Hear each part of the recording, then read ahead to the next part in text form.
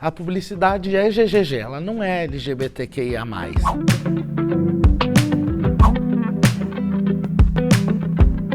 As marcas e as empresas e a publicidade como um todo, ela entendeu o homem gay. Ela vai falar com homens gays, brancos, que se casam, que adotam um filho.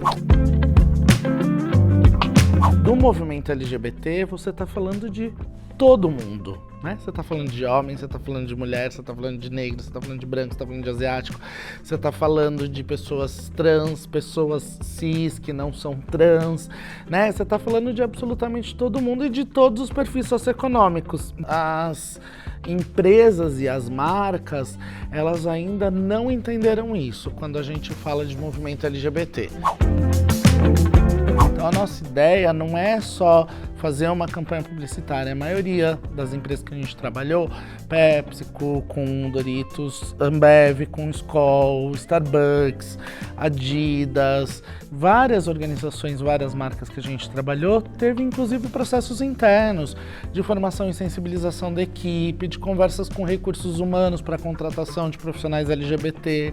Tudo bem, né, você usar as pautas identitárias e usar as pautas dos movimentos, movimento negro, movimento LGBT, várias outras frentes de grupos minorizados, desde que você faça uma campanha séria de reestruturação e estruturação da sua organização, que você estabeleça uma política, que faça um trabalho continuado. 58% da população é negra, 58% do seu cast é negro. Ter uma, duas pessoas negras num casting de 10 pessoas não é diversidade, é cota. E publicidade não tem que ter cota, publicidade tem que ter diversidade, tem que ter representação. Tem pessoas não binárias. As pessoas acham que fazer uma campanha diversa é você ter representação de várias etnias. Eu faço essa piada sempre. Eu falo, gente, ter uma pessoa branca, uma negra, uma japonesa, uma ruiva não é diversidade. A Benetton fez isso nos anos 90, sabe? Eu sou uma pessoa que eu falo de comunicação, falo de publicidade, eu falo de direitos humanos, mas assim, eu não consigo chegar e falar sobre seu funcionário vai render tantos mais se ele for assumido. Você vai vender muito mais se você vai fazer, porque eu sei que isso não é uma realidade, né? Eu acho que algumas coisas, alguns estudos vão mostrar algumas realidades, mas a grande realidade da coisa é que a gente está falando sobre uma humanidade que não está dando certo, né? Que a gente está vendo nos números, a gente está vendo no dia a dia, a gente está vendo na rua. E a publicidade e o mercado tem papel nisso, né? Então a gente precisa reestruturar.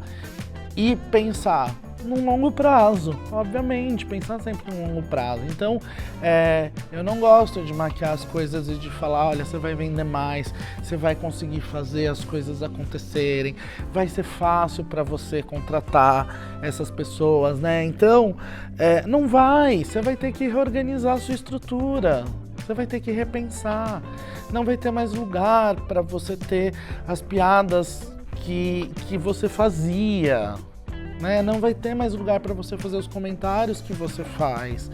E aí como que você fala isso para o dono da agência? Como que você fala isso para o diretor da empresa?